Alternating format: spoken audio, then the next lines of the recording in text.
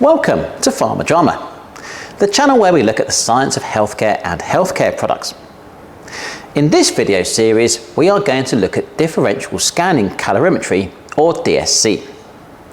Differential Scanning Calorimetry is one of the most commonly used analytical techniques in the pharmaceutical industry.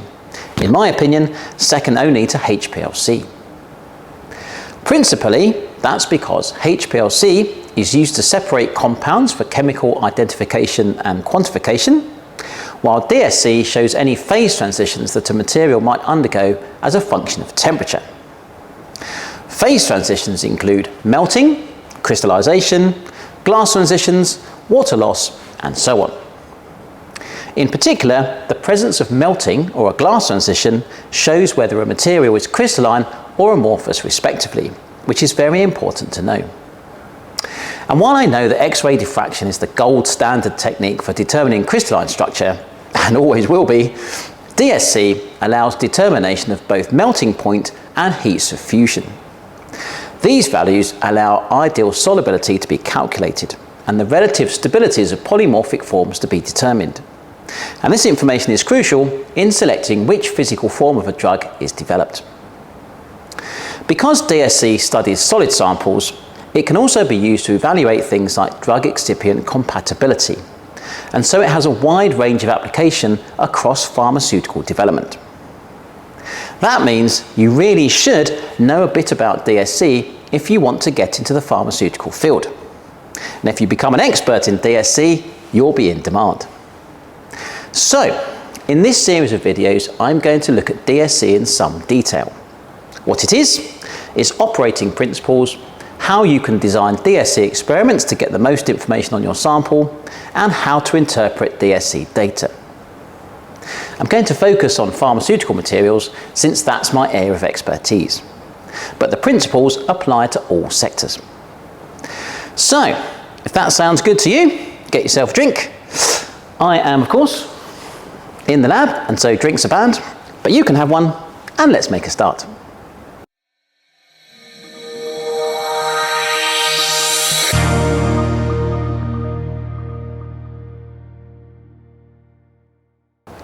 Let's start our discussion on DSC with the most fundamental question.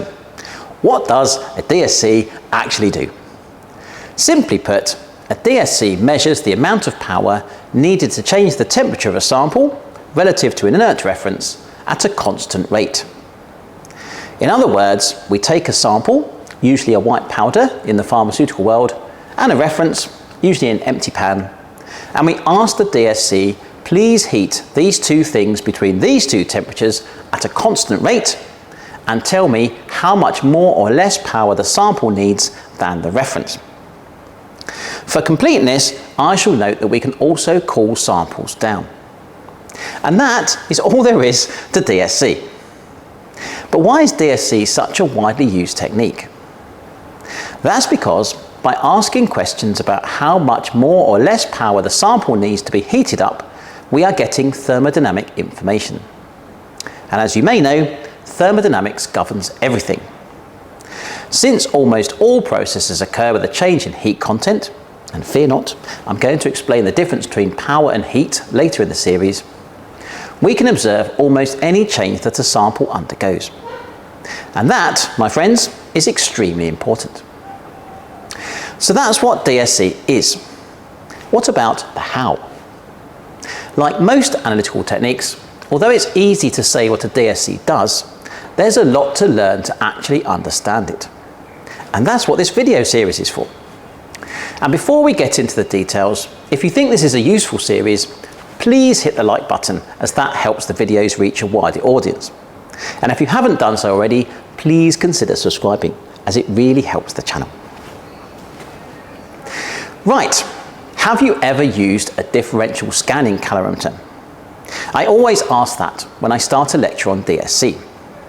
Sometimes people have, but more often than not, they haven't. If you haven't, don't worry. That's what this series is for. Let me ask you another question. Have you ever used one of these? To cook one of these? If you have, then really you have done something similar to what a DSC does. The egg contains a lot of protein, lecithin, which at low temperatures is in its native form as a liquid. As it is heated up, the lecithin undergoes a phase transition and denatures, turning to a white semi-solid in the process. In other words, in cooking an egg, you have taken a material in one form and heated it up, causing a temperature-induced change in phase. In the case of an egg, the denaturation is irreversible. So even if cooled back to room temperature, you won't get the clear liquid back again. Now, if you had chosen to measure exactly how much power the hob was applying to the pan, and you'd compared that with an empty frying pan on another hob, you would actually have made a basic DSC measurement. Of course, a real DSC is slightly more sophisticated in how it works. You'll be pleased to know. All DSCs have heaters that are used to raise the temperature of a sample material and an inert reference. For some reason, the heaters are called furnaces, even though they're relatively small. I think of furnaces as being huge, but that's what the convention is, so we'll stick with that. If the DSC has one furnace that heats both the sample and reference, it is referred to as a heat conduction DSC. And if the DSC has two furnaces, one for the sample and one for the reference, it is referred to as a power compensation DSC. For now, don't worry about this difference. We will look at these designs in detail in part 2 of this series. The sample and reference materials are encapsulated in pans. Pans come in different sizes and can be made of different materials, depending on the temperature to which you will heat them. In the pharmaceutical world, we typically use pans made of aluminium. Aluminium is light and conducts heat very well, so it's an ideal material for use in a calorimeter.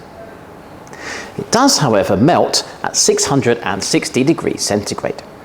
So I would suggest not using aluminium pans if you are heating to temperatures higher than that. Much better to use platinum or ceramic pans instead. Sample masses are quite small, typically 5 to 20 milligrams, and pans may have a lid or be left open. Whether you use a lid or not is actually quite important, but we'll look at that in more detail in part 6 of this series. Unless you're making detailed measurements on heat capacity, the reference material can be an empty pan. To make a measurement then, we tell the instrument to heat our sample and reference materials from an initial temperature, typically room temperature, but it can be any value, to a final temperature at a particular rate. Usually, but not always, the heating rate is constant, say 10 degrees per minute. It's important to choose the heating rate carefully so that you interpret the results properly. And the heating rate doesn't have to be linear. It can be modulated by some mathematical function, or it can be altered in response to what the sample is doing. But again, we will look at these effects in a later video. Once the instrument knows the initial and final temperatures and the rate it needs to get there, it has all the basic information needed to start an experiment. Other information, such as the sample mass, can be added, but that is not needed to perform a basic experiment. Assuming the sample is being heated, and it can also be cooled, as I'll come back to in a moment, the instrument will apply power to the sample and reference through the furnaces, and the temperatures of both will start to rise. The instrument measures the temperatures of the sample and reference, it has thermocouples under the pans, and adjusts the power being supplied to each to raise them in temperature at the defined rate. The data produced by the instrument is then the difference in power supplied to the sample and reference as a function of temperature. It is also possible to cool a sample in a DSC, again at a linear heating rate, although it's harder for an instrument to cool a sample than heat it. Heating is simply a matter of applying energy from the furnaces, and to heat faster, all that is needed is more energy. Cooling is more tricky, as that requires energy to be removed. The best an instrument can usually do is to turn off the power to the furnaces and let the sample and reference materials cool down naturally. To achieve rapid cooling, most instruments have a chiller unit, a bit like those used in fridges and freezers, set to a cold temperature, such as -90 degrees centigrade, which will enable fast cooling. Some may use liquid nitrogen cooling. Liquid nitrogen is at -196 degrees centigrade, which enables the fastest rate of cooling. In any case, the chiller unit keeps the instrument cold and the furnaces work against it, and it's a good idea to use a chiller unit when running a DSC measurement. We'll look at cooling in more detail in part 5 of the series. If you've chosen a sample that does absolutely nothing while being heated, then the data will be very boring and look like a flat line. On the other hand, if the sample does something, typically it will undergo some sort of phase transition, then we will see a peak. Much more interesting.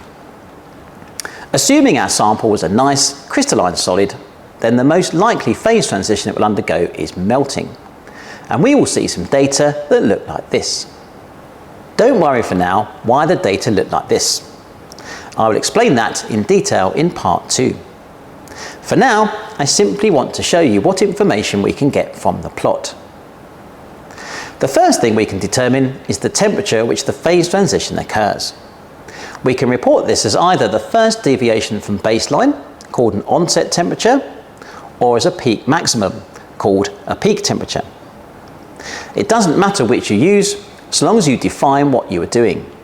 Although I would note that when a sample undergoes multiple phase transitions, it can be quite difficult to determine onset temperatures if they are close together, and so overlapping. The second thing we can determine is the area under the peak. If we are careful with our units, this will tell us the total amount of heat absorbed or released during the transition. Why must we be careful with units? We'll look at that in the next video. For now, trust me that the area under the curve can give us the heat change of a transition. And if we added our sample mass when we set up the experiment, we can determine the heat change in units of joules per gram or kilojoules per mole. DSC can measure both exothermic, heat given out by the sample, and endothermic, heat absorbed by the sample, phase transitions. Finally, the position of the baseline tells us something about the heat capacity of our sample. Heat capacity, you may remember, is the amount of energy required to raise a material in temperature. It affects the position of the baseline because the y-axis values are the difference in power needed to change the temperature of the sample and reference materials. And the higher the heat capacity of one of those, the greater the difference in power supplied. I'll look at that in more detail in the next video. For now, remember that in DSC, the temperature of solid materials is changed and any phase changes they undergo are shown as exothermic or endothermic peaks. We can determine onset or peak maximum temperatures for each phase transition, and the area under the curve gives us the heat change. The position of the baseline is related to the heat capacity. And that is that for this introductory video. In the next video, we'll look at the difference between heat flux and power compensation instruments, and how the data are measured. But in the meantime, thank you so much for watching, and I'll see you again in a bit.